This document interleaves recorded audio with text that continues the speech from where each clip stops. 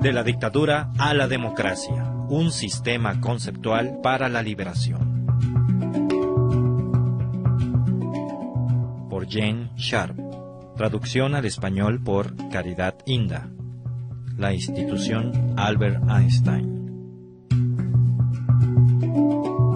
Voz Oxley.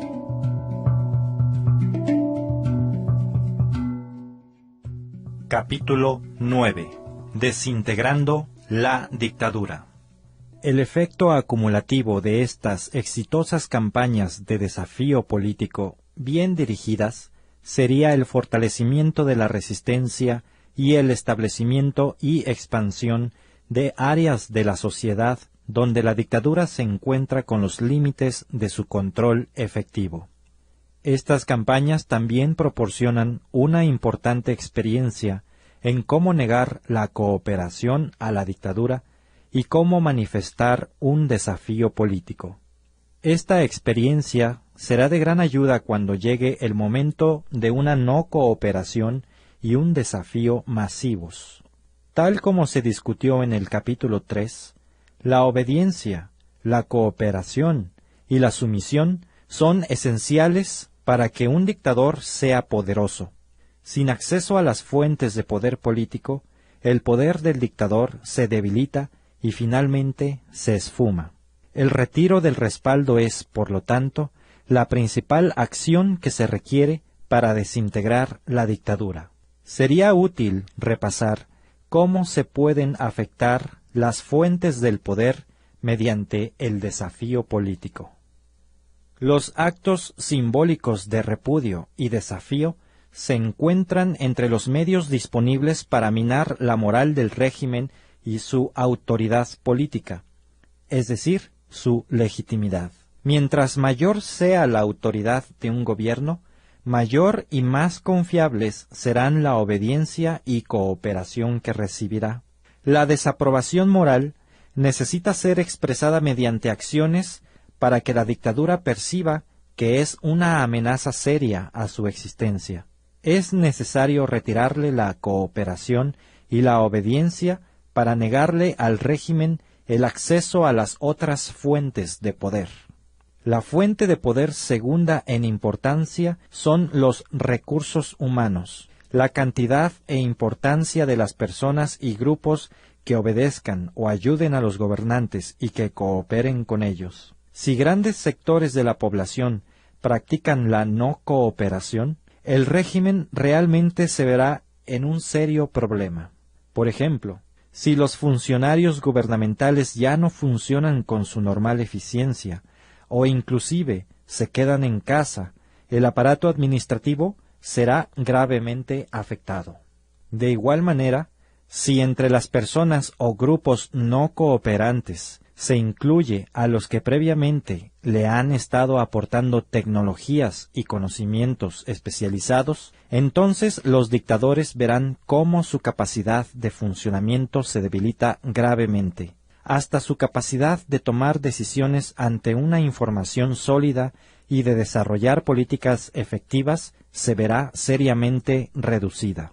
Si las influencias psicológicas e ideológicas, llamadas factores intangibles, que por lo general inducen a las personas a obedecer y a ayudar a los gobernantes, se debilitan o revierten, la población se inclinará más a desobedecer y no cooperar. El acceso de los dictadores a los recursos materiales también afecta directamente su poder.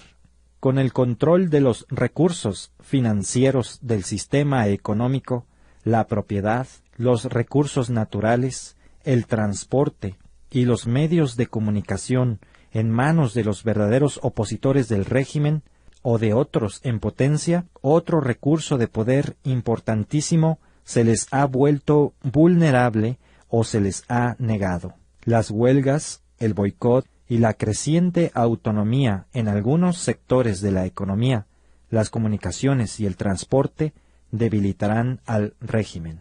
Como ya se discutió anteriormente, la capacidad del dictador para amenazar o aplicar sanciones, castigos contra los sectores no cooperantes, desobedientes o ingobernables de la población es una fuente central del poder de los dictadores. Esta puede debilitarse en 2 días. En primer lugar, si la población está preparada, como en la guerra, para arriesgarse a serias consecuencias como precio del desafío, la efectividad de las sanciones aplicables se verá drásticamente disminuida, es decir, la represión de los dictadores no logrará el sometimiento deseado.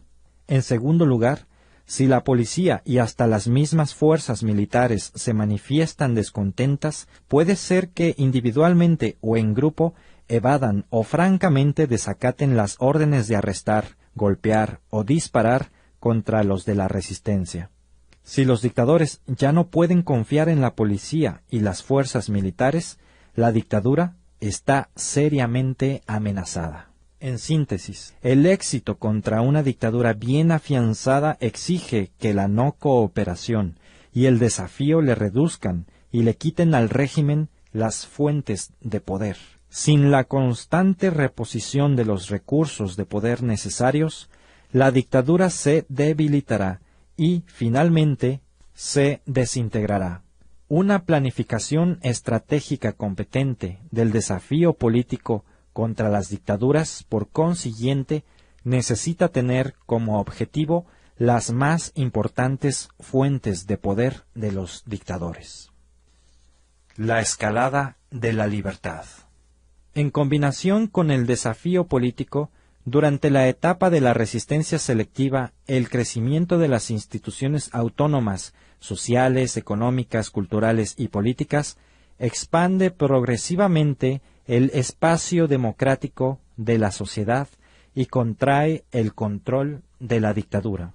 A medida que las instituciones civiles de la sociedad se fortalecen en relación con la dictadura, entonces, sin importar lo que quieran los dictadores, la población está construyendo de manera creciente una sociedad independiente fuera del control de aquella. Si la dictadura va a intervenir para frenar este aumento de la libertad, cuando lo haga, se puede aplicar la lucha no violenta en defensa de este espacio recientemente ganado, y la dictadura se verá confrontada por otro frente más en la lucha.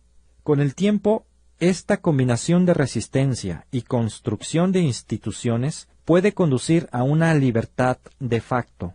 El derrumbamiento de la dictadura y la instauración formal de un sistema democrático se hará innegable, porque se habrán alterado fundamentalmente las relaciones de poder dentro de la sociedad.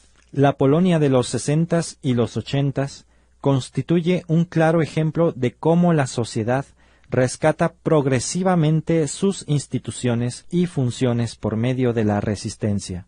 La Iglesia católica había sido perseguida, pero jamás puesta bajo el absoluto control comunista. En 1976, ciertos intelectuales y obreros formaron pequeños grupos tales como los COR, Comités de Defensa de los Trabajadores, para impulsar sus ideas políticas. La organización del Sindicato de Solidaridad, con el poder que tuvo de organizar huelgas muy efectivas, obligó a su legislación en 1980. Campesinos, estudiantes y muchos otros grupos también formaron sus propias organizaciones independientes. Cuando los comunistas se dieron cuenta que estos grupos habían cambiado las realidades del poder, Solidaridad fue proscrita de nuevo y los comunistas recurrieron al régimen militar.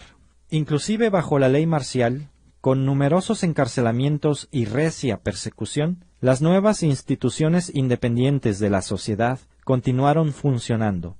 Por ejemplo, docenas de periódicos y revistas ilegales siguieron publicándose. Casas editoriales ilegales publicaban anualmente cientos de libros, mientras que los más conocidos escritores polacos boicoteaban las editoriales del gobierno y sus publicaciones. Actividades similares continuaban en otros sectores de la sociedad.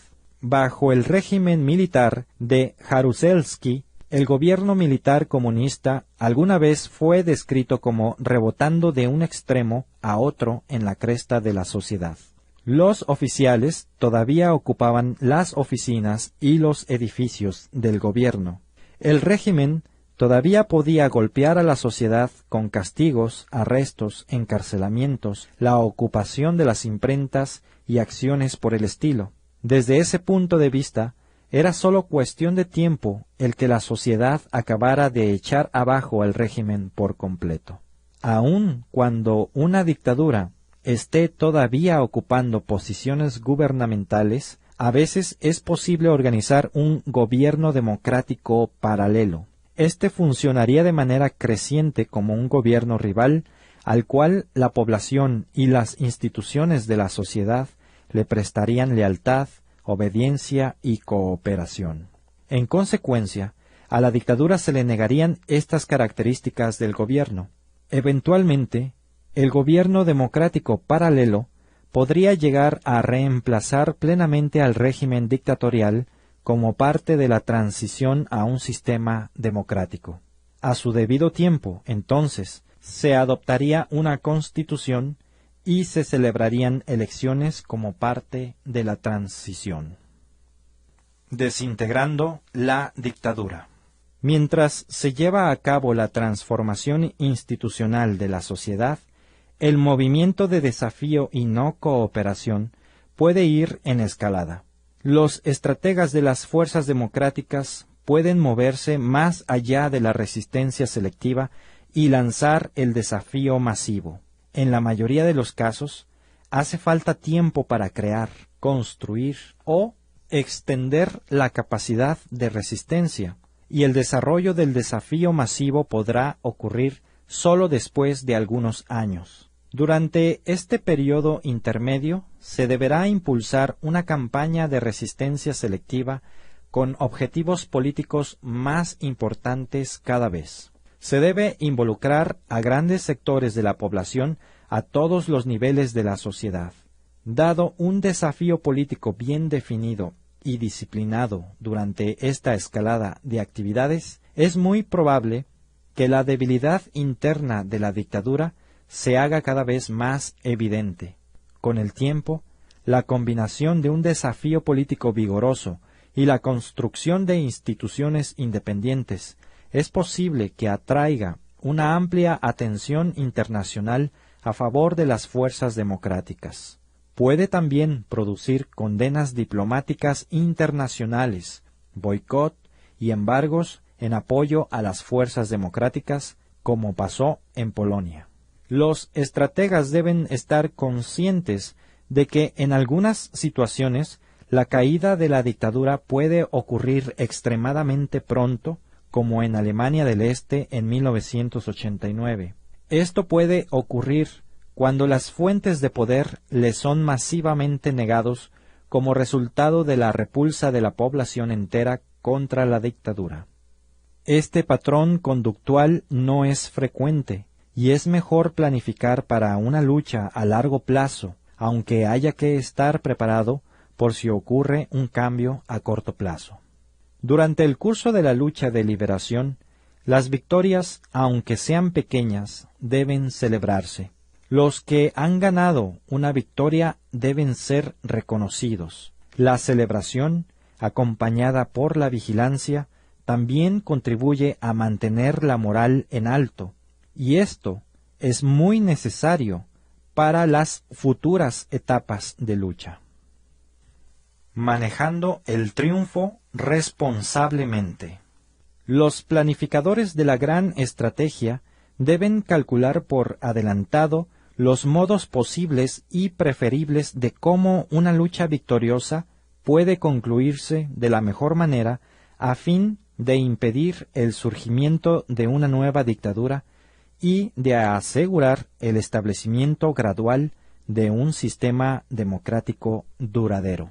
Los demócratas deben pensar cómo debe manejarse la transición de una dictadura a un gobierno interino al final de la contienda.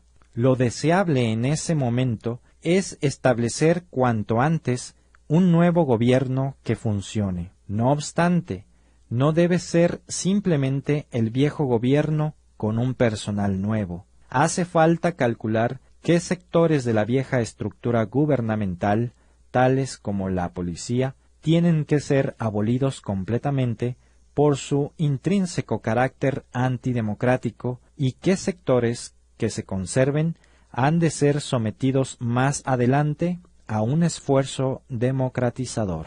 Un total vacío de poder podría abrirle paso al caos y a una nueva dictadura. Con antelación se debe determinar cuál habrá de ser la política a seguir con los altos funcionarios de la dictadura cuando se desintegre su poder. Por ejemplo, ¿se va a presentar al dictador ante un tribunal? ¿Se les permitirá a él y los suyos abandonar el país permanentemente? ¿Qué otras opciones habrá consistentes con el desafío político, la necesidad de reconstruir el país y de establecer una democracia después de la victoria? Se debe evitar a toda costa un baño de sangre que podría tener consecuencias drásticas sobre la posibilidad de un sistema democrático futuro. Deberá haber planes específicos para la transición a la democracia que deberán ser aplicados cuando la dictadura esté debilitándose o se derrumbe. Estos planes ayudarán a impedir que otro grupo capture el poder mediante un golpe de Estado. También se requerirán planes para la institución de un gobierno constitucional democrático con plenas libertades políticas y personales. No deben dejarse perder los cambios ganados a un precio tan alto por falta de planificación. Cuando los dictadores tengan que enfrentarse a una población cuyo poder cada vez es mayor y al crecimiento de grupos democráticos e instituciones independientes, a ninguno de los cuales podrá ya controlar la dictadura, los dictadores se encontrarán con que su poder se está desbaratando. Los cierres masivos de la sociedad, las huelgas generales, las quedadas en casa masivas, las marchas desafiantes u otras actividades socavarán cada vez más la propia organización de los dictadores y la de las instituciones relacionadas con ellos. Como una consecuencia de tal desafío y no cooperación ejecutados inteligentemente y con participación masiva todo el tiempo, los dictadores se quedarán sin poder y los defensores de la democracia habrán triunfado sin violencia. La dictadura se habrá desmoronado ante la población desafiante. No todos los esfuerzos en ese sentido triunfarán, y en especial nunca lo harán fácilmente y sólo rara vez pronto. Debemos recordar que tantas son las guerras militares ganadas como las perdidas. Sin embargo, el desafío político ofrece una verdadera posibilidad de victoria. Como apuntamos anteriormente, esa posibilidad puede ser enormemente fortalecida por medio del desarrollo de una gran estrategia, un arduo trabajo y una lucha tanto valiente como disciplinada. De la dictadura a la democracia, un sistema conceptual para la liberación.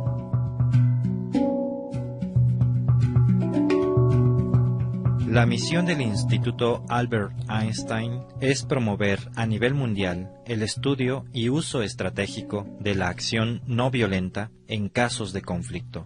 La institución se compromete a defender libertades e instituciones democráticas, oponerse a la opresión, las dictaduras y el genocidio, y reducir la dependencia en la violencia como herramienta política. Para lograr estos fines, se procederá de tres maneras: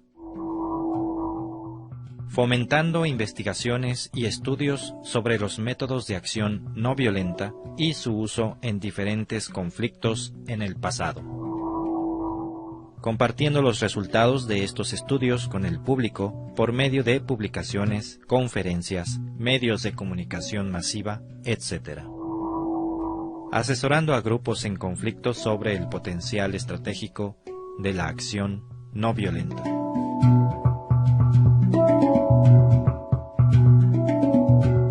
De la dictadura a la democracia, un sistema conceptual para la liberación.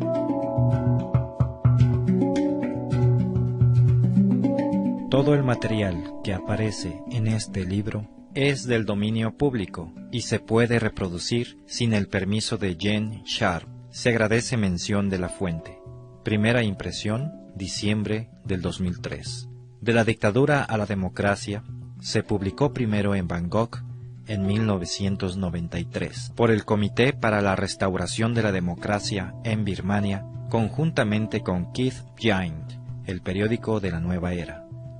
Desde entonces se ha traducido a más de 8 idiomas y se ha publicado en Serbia, Indonesia y Tailandia, entre otros países. The Albert Einstein Institution, 427 Newbury Street, Boston, Massachusetts, Estados Unidos de Norteamérica. Sitio oficial www.aeinstein.org. ISBN 1-880813-130.